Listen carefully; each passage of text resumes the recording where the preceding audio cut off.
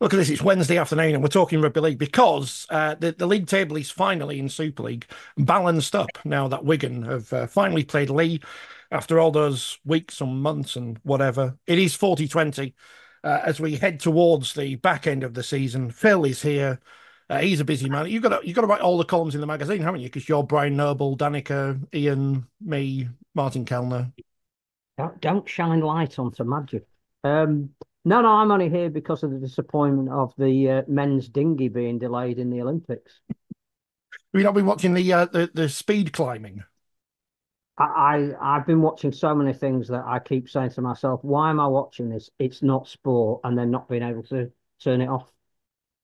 They get up the wall quicker than we get up the stairs at the studio, which is disappointing. But that's athletes for you. A proper athlete though is James, because you had to be an athlete to be a referee. How are you, James? I think, was. Was. I'm good, thank you. I'm good. What's going on, Phil? What do we need to? Because we're against the clock today. We are like an Olympian. We're against the clock. Are the main things we need to speak to about on and off the pitch? I think the main thing on the field is London Broncos' sensational performance to beat Catalan Dragons, and they started a game well, 6-0 up at half time. I think that's the best 40 minutes that they've put in, and just built on that. And yeah, Bernard Glash coming out saying, it's the most embarrassing performance that he's been involved with for 25 years. Steve McNamara being incandescent with rage with his team as much as Steve Canby being one of the calmest people in the sport.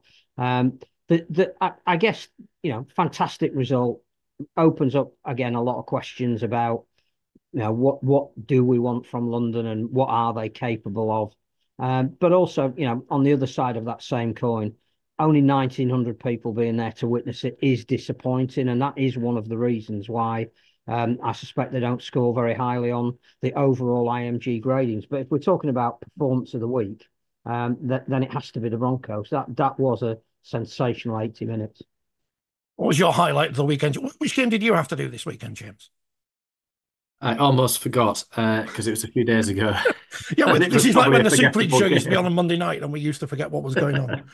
I did Huddersfield, Wigan against Huddersfield. Yeah, wasn't I don't think the best quality game. In fairness, it was a game, and there we are. There we have it. That was That's one all where you need to say. Thursday night's rugby was very much, should we see what's going on at the Olympics? Is there some skateboarding on or something? Good I mean, wins obviously for Wigan would Wigan. have had an eye, I guess, on last night's game as well. So from their point of view, they would just want to come through with the victory, which is, clearly what they did. Huddersfield weren't, I suppose, a million miles away, but yeah, it wasn't the best quality game. Just on that game, and obviously because we're limited for time and it's all moved on, we probably don't have to talk about every single one.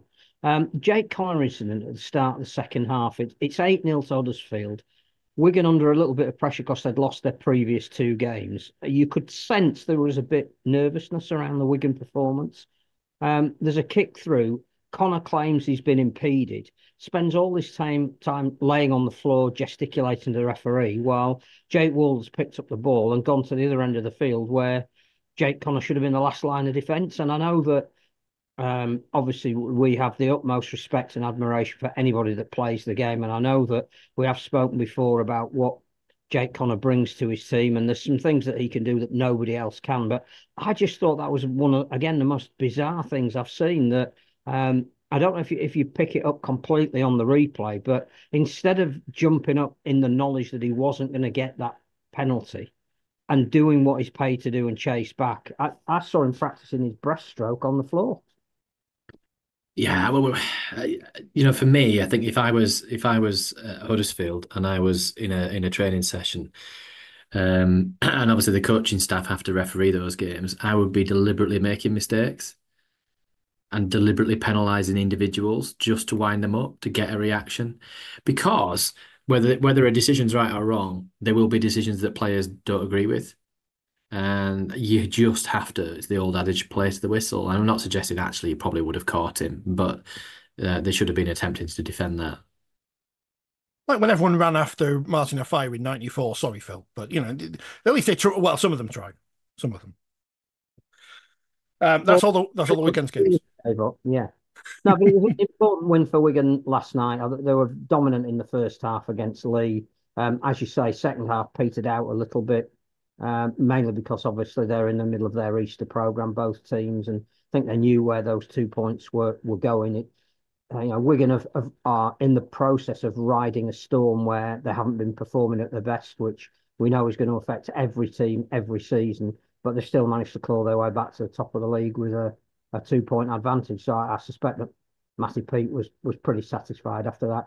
I was just surprised with Lee watching Matt Moylan's lack of movement in the first half and didn't directly contribute to a couple of the tries, but clearly he was restricted in again trying to get back and help out his players. And you do wonder why, if you know somebody's not fit, so you put Zach Hardacre on the bench, that you take that course of action. By the same token, I know that every club at the moment is just struggling to get 17 players on the pitch, probably apart from Hull KR, who've named their squad for this weekend. It's almost completely 1 to 17, which is full credit to them at this stage of the season. They've got a massive rebuilding job to do now because everyone's obviously leaving to go to Hull or to the NRL. So they're going to have to do as they did 2 years ago almost now and make a whole ranch of new signings to rebuild a new team. So it'll be interesting how Adrian Lamb does that. Tristan Saylor was signed for St Helens, son of former Leeds Tyke, Wendell Saylor. He played for the Tykes. Were they Tykes then? I can't remember. They were. He was supposed to play for the Rhinos, never quite got round to it for circumstances that had nothing to do with rugby league. But yeah, it just makes you feel old again that his son's now coming over to play for Saints for 2 years. I think it'll be a good signing. Again, he's another one where you think the slightly more open spaces will suit him. Speed is his greatest asset. Just be interesting to see where he plays. Because obviously with Saints having all their injuries and players out of form at the moment. They've been moving Jack Wellsby between fullback and standoff. He's now out injured, but Saylor can do that as well. He can play in both of those positions. So it does give them a little bit of flexibility, and I think he'll be good. Tavita Pangai Jr. Coming over to sign for Catalan, according to reports yesterday, which allows us to use the old joke. You can't imagine what Tavita Pangai Senior must look like. He might be signing for Lee. The excitement, of course, is that Wigan are back after winning 2 games in a row. As are Saints, they're back because they beat Hull on Saturday afternoon in a game which a result which was to the surprise of no one. I mean, they almost got 50 points in the end, Saints. What do we learn from that? People have been saying Hull have improved since the change of coach, but they're now only 2 points ahead of London after London's win on Sunday. So they were heavily beaten by I think it's fair to say patched up Saints side, isn't it? I think that's still fair to say. I mean, I didn't see the game, but I think what you get at that with teams like that is inconsistency. And that's what teams will struggle with. They won't be able to string performances together week in, week out. I think, from St Helens' point of view, I think we mentioned last week, that actually was probably a pressure game. To go to Hull, it's a potential banana skin. So to come through actually with a performance as they did, clearly based on the score, I think will have done them some good. I mean, they play Salford this week, don't they? I mean, how many times have St Helens played Salford and St Helens have been below Salford in the league table? I'd suggest not many. And that won't be an easy game.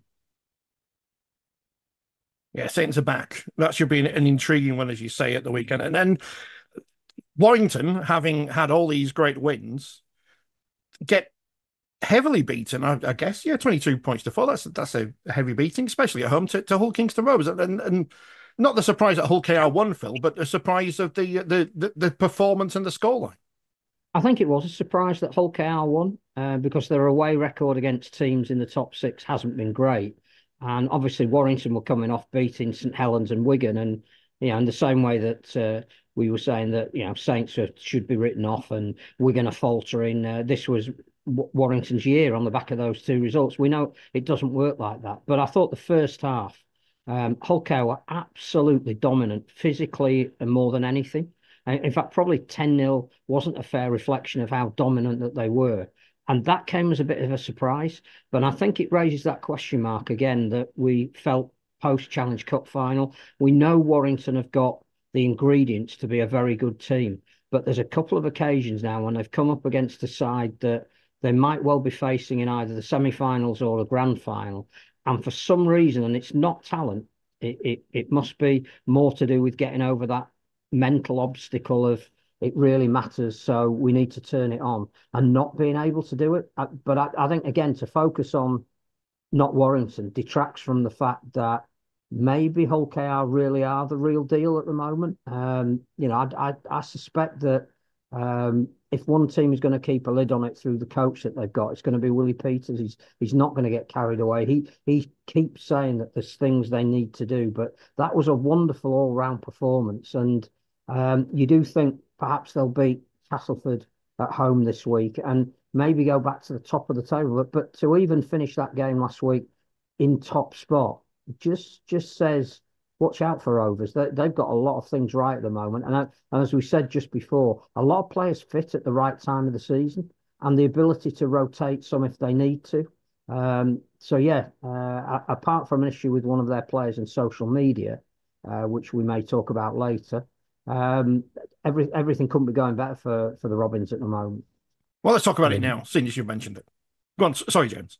no, I was just going to say it must be a tough time for Hull FC fans. You know, Hull KR now into second place. They're second from bottom. It's you don't want to be a black and white in the city of Hull at the moment, do you? No, no, you don't. So you say they're getting a lot of things right, Phil, Hull KR, but we touched on this last week, and it's a tricky one because everyone's on social media. We shouldn't be, because it's going to collapse society, thanks to egotistical billionaires and such. Everyone has a right to, but free speech doesn't exist. Forget that concept. People think it exists. Freedom of speech, freedom of expression, whatever. But also the fact that if you do say things, people can disagree with what you say. Why are players even tweeting or retweeting these things in the first place? I don't understand the value of it. I just don't. I don't get it. Just on that basic level, whether you agree or disagree, I just don't understand. I suspect that what they haven't read is the full terms and conditions of their contract.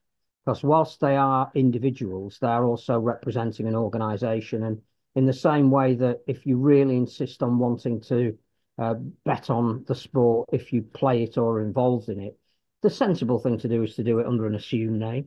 If you want to pass judgment on politics or the state of society, you've every right to do that. But if you are a high profile sports person in the public eye, then you should have the good sense to perhaps do it under an assumed name, which is relatively easy to do on social media, which I'm not saying anything about what they believe or what they're tweeting about, whether we agree with it or don't.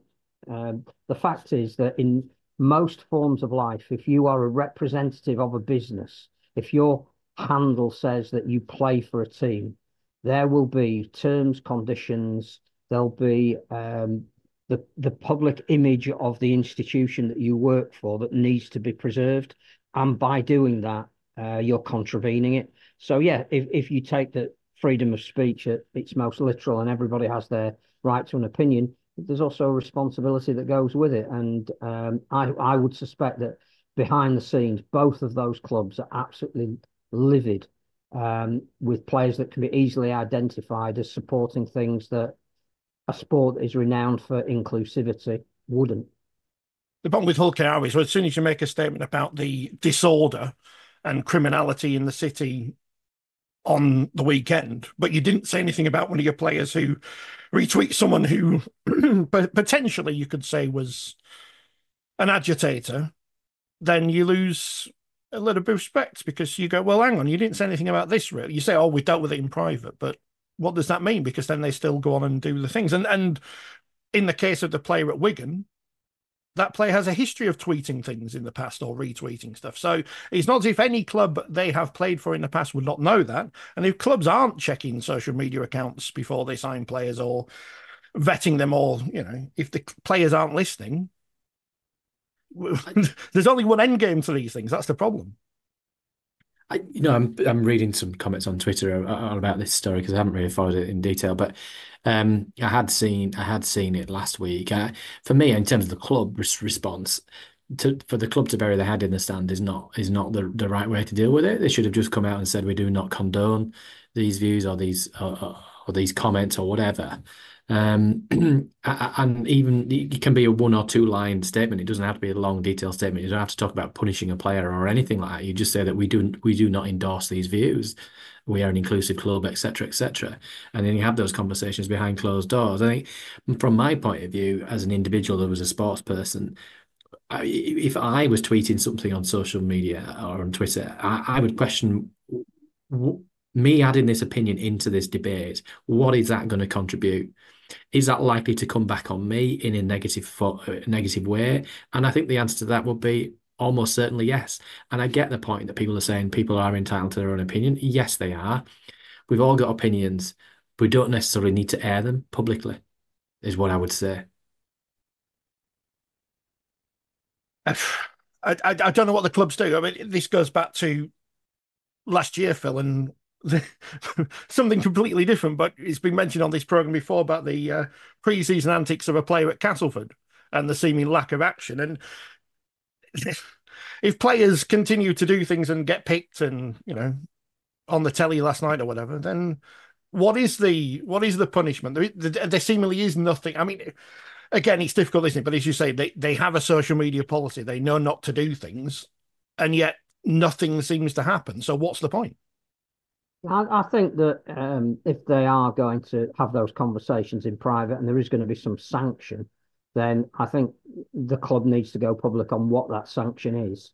And obviously, as James was saying, clearly reassert what their beliefs are as a club. I mean, the one thing that we've always said that the game stands for is the fact that we try and look after our own, and there's so many occasions where you can point out that is in our DNA, in the same way that clearly we've done a lot of work on inclusivity, diversity, different variants of the game to make it open to as many people as we can, and even by retweeting views that are the opposite of that couldn't be less inclusive. It goes against the sport. So I think what the RFL can do, I'm not sure. Presumably, there, as we said right at the beginning, if somebody has breached a clause in their contract, then in all employment law that I'm aware of, that is some kind of a warning. And it wouldn't do any harm, in my humble opinion, for the clubs to make that warning given public. Just don't do like when a club was found guilty. Was it homophobic chanting? I think at Bradford, and then they got away with not having a fine or whatever by doing an inclusivity round and selling shirts and stuff. And when Wakefield players didn't take the knee all those years ago, we had to have we had to have diversity training at the club because I had to go on a Teams meeting for 2 hours because the players decided not to do one thing that every other club was doing for whatever reason. So I don't know. It's a I would mess, say and it's an unneeded mess, isn't it? This is the thing. It doesn't need to happen, like you say. it is. It's just a political, minefield, and therefore, my advice to players, if I was at a club, was but just do not enter that for it. You don't not need to put yourself in that position. And yes, you are entitled to your own opinion, but I don't think you need to publicly broadcast it. I think we'll just clip that out and just like replay it over and over and over again and see if it gets into people's heads because it's just obvious advice. Anyway, that's Hull KR and them done. How was Salford versus Leeds, Phil?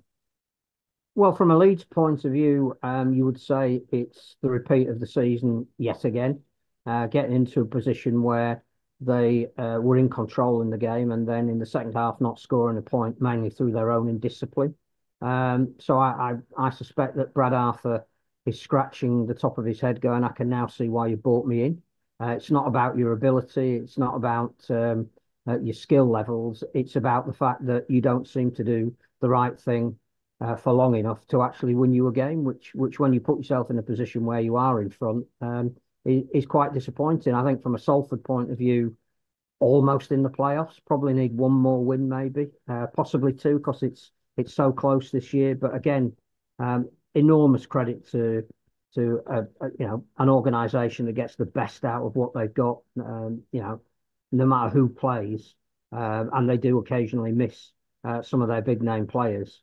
The collective will is so strong, belief in the way that they play, that even when they're behind and perhaps not playing as well as they can, they find a way of getting out of it. Mark Sneyd being able to kick penalties helps. Callum Watkins being in the form of his career in his second position helps. And obviously immediately linked with playing for Leeds, which is like the good old days. Have a good game against Leeds. Leeds are interested in buying you. Yeah, I thought it was indicative of where those two clubs are at the moment and why they're either side of the playoff line. That Salford do what they do really well most weeks. Sometimes it doesn't quite work for them. Leeds cannot sustain when they do play relatively well, and at 12-0 and 16-6 up, you'd think that they would be in control of that game, and it turns out that that they weren't, and that is probably why yet again it will go down as a disappointing season for the Rhinos. Callum Watkins not lining up alongside Ryan Hall next year. Maybe Danny Maguire is still around. I don't know. He can kick a ball. I don't know. Is there anyone else from that team? Richie Mathers is still somewhere. You've got his phone number. Send it over to Brad Arthur. Get him on. Get him in. Brett Delaney's denied that he's been approached. Where's Adam Cuthbertson? Where are they? Whitehaven have put out a statement today, a video. It's lasts about 25 minutes, which the gist is, give us some money in a Bob Geldof style. The problem every club has got, if you haven't got a rich owner, is that you haven't got money. And that's not just a rugby league thing. That's a whole sport thing. British basketball seemingly imploding at the moment. Are we coming to a point where clubs are not necessarily going to disappear, but going to have to really seriously cut their cloth according to what they have, because otherwise they will just disappear? Well, it's not just clubs, is it? I mean, the RFL have been they're losing staff, making staff redundant. It's sport as a whole, I guess. There's less TV revenue coming into the sport, and therefore that has a trickle down effect to the clubs and the governing body. An interesting conversation with somebody involved at a League One club recently. That the suggestion was that the level that players are paid, certainly at sort of League One level, is a lot higher than the equivalent level in Australia. And you have to wonder whether players are taking a hit on their pay, and I suspect that the answer is probably not, because clubs are not prepared to sacrifice signing individual players or paying individual players, and therefore performance, because they end up towards the bottom of the table, and that impacts on attendance figures and everything else. So it is a difficult one. It almost needs the sport to come together and agree, levels of reasonable pay. I mean, I don't know whether salary cap doesn't exist, doesn't it, in the Championship and League One, but you have to start to wonder whether they need to introduce something like that if they are to sustain, the number of clubs. And the geographic spread we've probably talked about many times in League One. That is a huge cost for those clubs to travel here, there, and everywhere all over the country. You do wonder how sustainable that is in the long term. I also think it hints at something that we've spoken about a lot, that one of the reasons players who we all have the utmost admiration for would love to earn, the kind of money that footballers do, even in the lower reaches of their competition. The fact that we don't have enough of them of quality at the moment to fulfill 3 professional and semi-professional divisions means that their value goes up.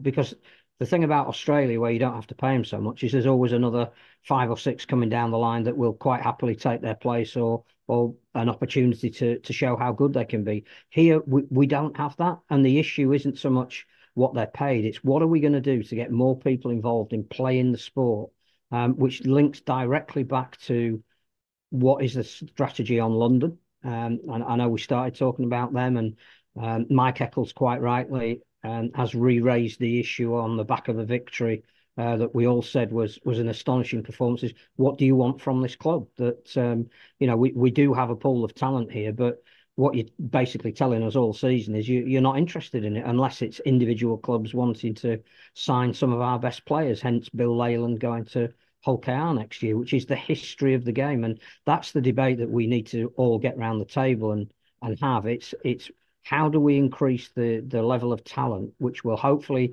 then increase the level of income that comes into the sport at all levels. And I think the when we've got a little bit more time to talk about it, probably in the off season when we're not looking at performances in matches, there is an existential crisis coming about what do the top clubs do? Where do they see their future income coming from? And if the NRL really are serious about getting involved in the sport, which nobody's 100% sure that they are at the moment and in what level, but you look at Las Vegas, and I know we've mentioned that a lot as well, but you think this is the first foray in welcoming the top end of Super League. What does that mean for everybody else?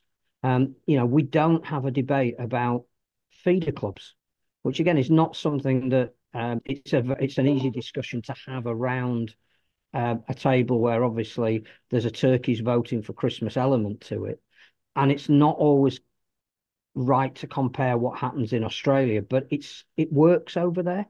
There is an identity of each club in each structure of their competition. The players know where they sit in that structure and where they need to be if they're going to move up and down that pyramid.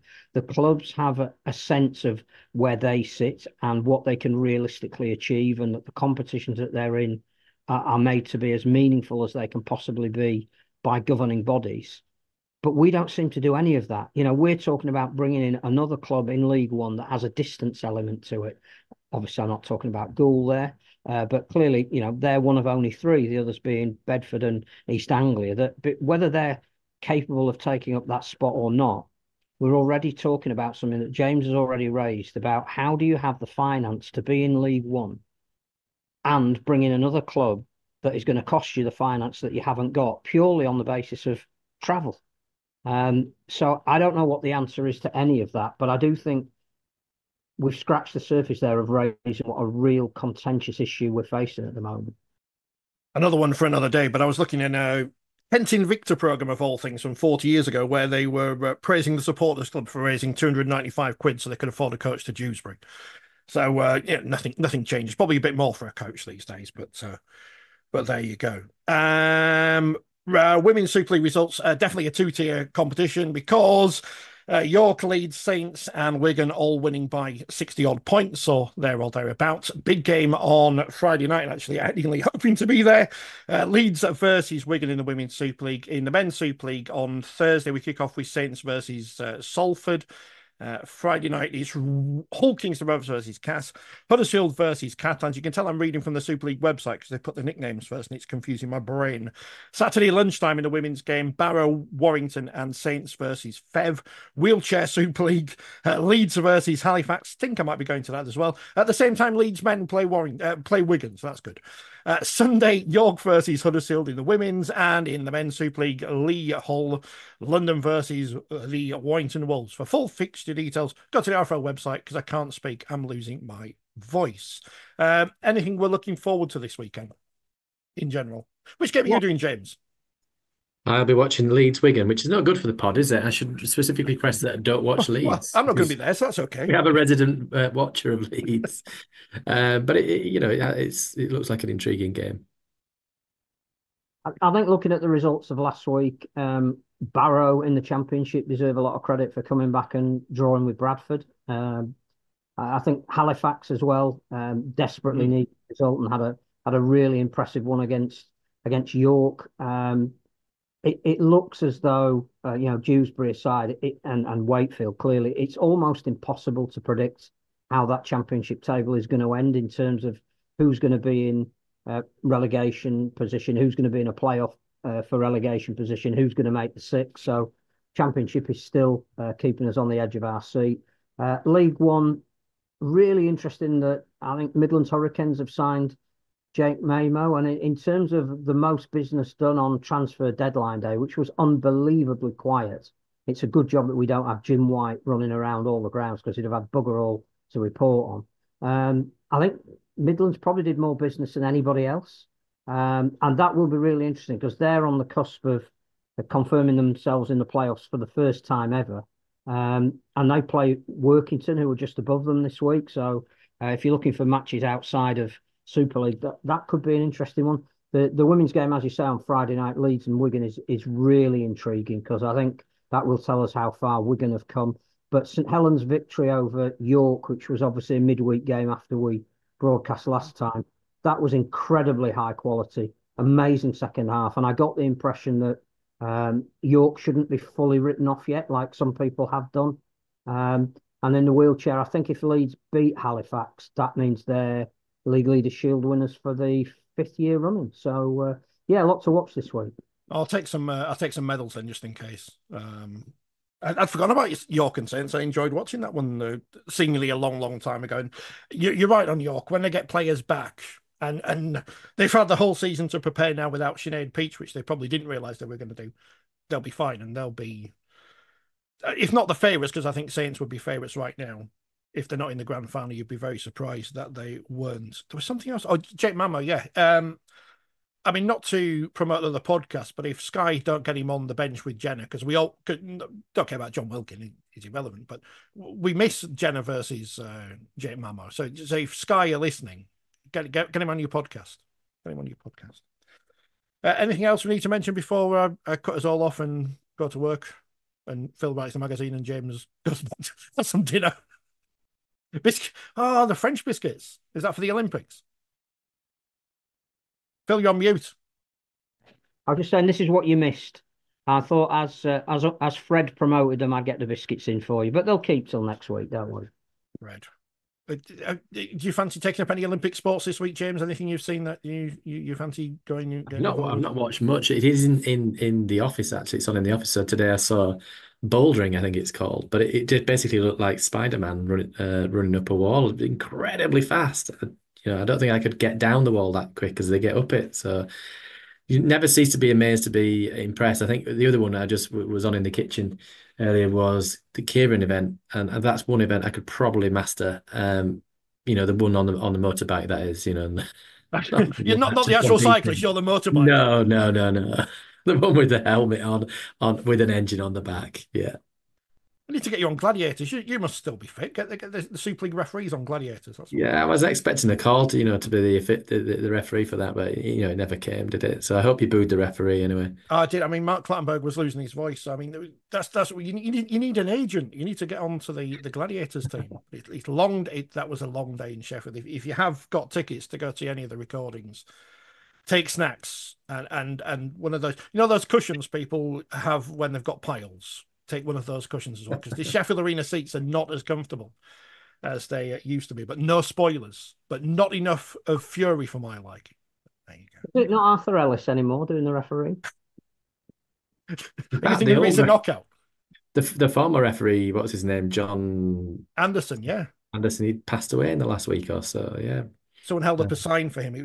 What was weird is you go there and you pick up your tickets and then you've got hours to kill before it goes on. So we went to Burger King. Sat there, and across the table from me was someone who I haven't seen for about 30 years. Completely weird.